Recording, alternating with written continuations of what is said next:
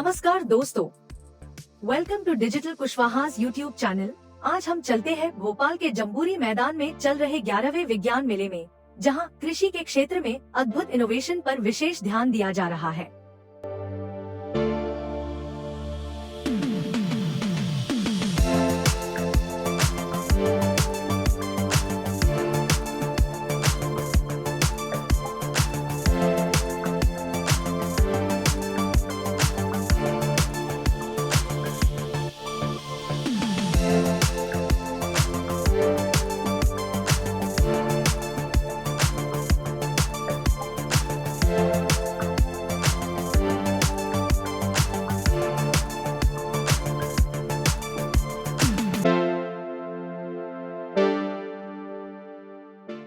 इस मेले में 150 से ज्यादा मॉडल की एग्जीबिशन लगाई गई है और खास बात यह है कि कृषि से जुड़े कई शानदार मॉडल्स भी प्रदर्शित किए गए हैं।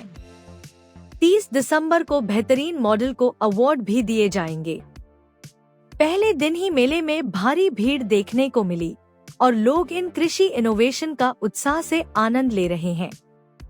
विज्ञान भारती मध्य भारत प्रांत और मध्य प्रदेश विज्ञान एवं प्रौद्योगिकी परिषद के सहयोग से आयोजित इस मेले में स्कूल और कॉलेज के स्टूडेंट्स का कंपटीशन हो रहा है।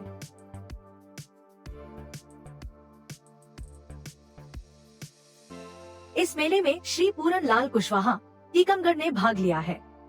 उन्होंने एक अनोखा बैल चलित पानी खींचने का पंप विकसित किया है, जो घरेलू उपयोग के साथ साथ सिंचाई के लिए भी बेहद उपयोगी है। यह बैल चलित पंप बैलों से प्राप्त होने वाली ऊर्जा को यांत्रिक ऊर्जा में परिवर्तित कर देता है। इसका प्रमुख हिस्सा है रिडक्शन गियर यूनिट, जो इसे बेहद प्रभावी बनाता है। यह पंप 3 हॉर्स पावर विद्युत चालित पंप के बराबर आउटपुट देता है और दोनों बैलों की मदद से 4 घंटे तक लगातार पानी खींच सकता है। श्री कुशवाहा जी ने अपने प्रोजेक्ट का डेमो भी दिया, जिससे सभी ने उनकी मेहनत और नवाचार को देखा। पूरन लाल कुशवाहा, ग्राम भगवंतपुरा, तहसील लिधौरा, जिला टीकमगढ़, मध्य प्रदेश, बुंदेलखंड से हूँ। तो मैं एक 5वीं तक पढ़ा लिखा किसान था और कुछ मन में आएगा कुछ अच्छा काम करें तो काफ़ी आगे बढ़ने का मौका मिला। तो मैंने बनाया था कि जो गांव में राहट थे, तो राहट में डब्बों से पानी आता था तो पानी बर्बाद होता था। तो जब डीजल बिजली की समस्या पैदा हुई तो मैंने सोचा कि क्यों नहीं कि अच्छा पंप बनाया जाए जिसमें 2 बैल से वो पानी आ जाए। तो मैं आप उसमें देख रहा हूँ जो मैंने पंप बनाया, जो 2 बैल चल रहा है ना, तो इसका मूल उद्देश्य है कि जो वो पंप को चक्का चाहिए वो मैंने छोटी बड़ी गाड़ी से उसमें लगा दिए। तो पंप को चक्का मैंने 1400, तो पंप को चाहिए घूमना, तो पानी 3 हाथ में का आया। तो मेरे यहाँ डॉक्टर DS कौशल, संचालक, डॉक्टर DS चौहान, बड़े बड़े लोग आए, कलेक्टर, कमिश्नर, और मुझे भोपाल ले आए। तो भोपाल में मैंने उसका प्रयोग किया। तो हमको फिर 2001 में आपका जो पूरा पंप जो राष्ट्रीय कुंभोषण अहमदाबाद द्वारा मतलब फर्स्ट बार मिला, तो मेरा मनोबल बढ़ गया। तो फिर लेकर अब तो कुओं का पानी सूख गया है, घर भी नहीं है। तो मैंने फिर सोचा कि हम एक ऐसा कुओं का प्लांट बनाएं कि हमने देखा देवास इंदौर में बड़े बड़े पंखे खड़े हैं तो वो अधूरे हैं। तो हम चाहते हैं कि हम उसको, हाँ, ये दूसरा प्लांट जो देख रहे हैं, तो हमने इसका उपयोग किया है कि जो आपने जब पंखुड़ियाँ देख रहे हैं तो यहाँ नहर होगी, नहर के किनारे ये प्लांट लग जाएगा। तो पानी का जब जो बहाव होगा तो ये पानी के पैदल चलेगा, तो हमारे चारों पंखे हैं जो ऊपर के घूमेंगे, तो इसका एरिया बड़ा होगा। हमने इसमें बड़े बड़े पट्टियाँ लगा देंगे, जो पानी हमारा बराबर चलता रहता है नहर का, उसका हमने उपयोग किया है। और हमारे जो ऊपर है तो जो चारों पंखे लाइन बनाएंगे। तो आइडिया वही है कि जो हमारे देवास में बड़े बड़े पंखे खड़े हैं वो करोड़ रुपए के हैं, लेकिन अधूरे हैं। हमारा प्रयास है कि हमको पूरा घुमाएं। आप इसमें जो देख रहे हैं तो हमारा ये इलाका है चंबल नदी का दिया हमने। ये नदी चंबल है, एक तरफ हाईवे रोड है, एक तरफ रेलवे लाइन है। तो इसको हमने देखा कि इसकी एक लिंक रोड यहाँ बनवा दिया जाए, एक नहर बनवा दिया जाए। तो हमारा जो ऊबड़ खाबड़ जमीन अरबों साल से बिहड़ पड़ी, ऊबड़ खाबड़ पड़ी है, तो ये डिस्ट्रिक्ट बनाना है। ये डिस्ट्रिक्ट धौलपुर है और इसकी चंबल नदी की करीब चौड़ाई 1 किलोमीटर है और इसकी दूरी हाईवे की और रेलवे लाइन की 1 किलोमीटर है। तो ये बंद लगा हुआ है। तो हमने ये मॉडल बनाने की सोची कि जो बिहड़ बंद पड़ी है आस पास, ये जो लाखों एकड़ में है, आप ये देख रहे हैं देश बहुत बड़ा है कि कन्याकुमारी से कश्मीर तक लोग जो आते हैं तो वो अभी क्या देखते हैं बिहार नीचे उठते गड्ढा और दिल्ली जाते हैं तो हमारा मतलब की विदाई होती है और हमारा नाम हम जाते हैं घर पर। तो हम चाहते हैं कि माननीय प्रधानमंत्री जी से हमारा एक निवेदन है कि अगर इस प्लांट को बनवा दिया जाए तो हमारा लाखों एकड़ जो जमीन और बिहार में पड़ी है तो वो उपयोग हो गई। और मेरा एक है वो देश के एक एकड़ अगर जमीन एक किसान को मिल जाती है तो उसमें वो 10 पेड़ लगाएगा। आप उसको देख रहे हैं मैंने ये लिखा है हमारे प्रभु ने पत्र में लिखा है कि जो जमीन बेकार है तो उसको बहालना चाहिए, उसको चाहिए झुग्गी, एक झुग्गी बना लेगा तो वही में वो 1 एकड़ में कम से कम 20 क्विंटल धान और 20 क्विंटल गेहूँ का उत्पादन करेगा तो 10 बच्चों को खवाएगा और देश को हरियाली मिलेगी, प्रगति मिलेगी। और वो उसमें 5 पेड़ लगाएगा, 5 पशु रखेगा तो उसको हर ताली खुशहाल चाहिए। हमारा है कि हम कम जमीन से ज़्यादा पैदावार कैसे करें तो कम पावर से हम ज़्यादा बिजली कैसे बनाएं। तो ये हमारे कई बड़े बड़े लोगों ने विशेषज्ञों ने कहा है। आप इसको देख रहे हैं कि हमारी मैसेज है काटी बाई 1 फुट बाई 1 फुट पे एक पपीता लगाया तो 1000 का होगा। अब बताइए आप जो लाखों एकड़ जो पड़ी बेकार, सरकार ने बड़ी बड़ी नहरें बनवा दी, बड़े बड़े कितना ऐसी सड़कें बनवा दी नहर, तो क्या हमारा मध्य में तो हमें इतना जमीन पड़ी है सागर संभाग में। तो हम चाहते हैं कि अगर ये जमीन को माननीय प्रधानमंत्री जी अगर ये करवा देते हैं हमारे शिवराज सिंह चौहान जी ने। भोपाल, इंदौर, विदिशा, बड़वानी, छतरपुर, चित्रकूट, बालाघाट, ग्वालियर, मंदसौर, मुरैना और कई अन्य स्थानों के छात्रों ने अपने मॉडल पेश किए हैं। इसके अलावा 27, 28 और 29 दिसंबर को विद्यार्थी वैज्ञानिक संवाद सत्र का आयोजन भी किया जा रहा है। पहले दिन के सत्र में विभिन्न विद्यालयों और पॉलिटेक्निक के छात्रों ने भाग लिया। शनिवार को कॉलेज के विज्ञान और तकनीक के छात्रों के लिए सत्र होगा और 29 दिसंबर को विशेष रूप से समुदाय स्कूलों के छात्रों के लिए संवाद सत्र आयोजित किया जाएगा।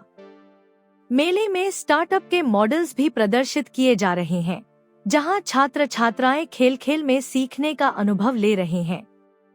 लगभग 40 मंडपों में हस्तशिल्प, औषधि, make in India, startup India, कृषि और तकनीक के क्षेत्र में अद्भुत कृतियों का प्रदर्शन किया जा रहा है।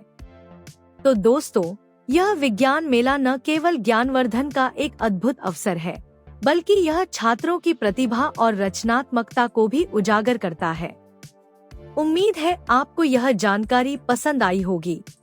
अग्रिया जनजाति के कलाकारों ने अपनी प्राचीन कला और कौशल को जीवंत रूप में दर्शाया, जिससे दर्शकों को इस कलात्मक प्रक्रिया का अनुभव प्राप्त हुआ। अग्रिया जनजाति की यह तकनीक सदियों पुरानी है, जो उनकी सांस्कृतिक धरोहर का एक महत्वपूर्ण हिस्सा है।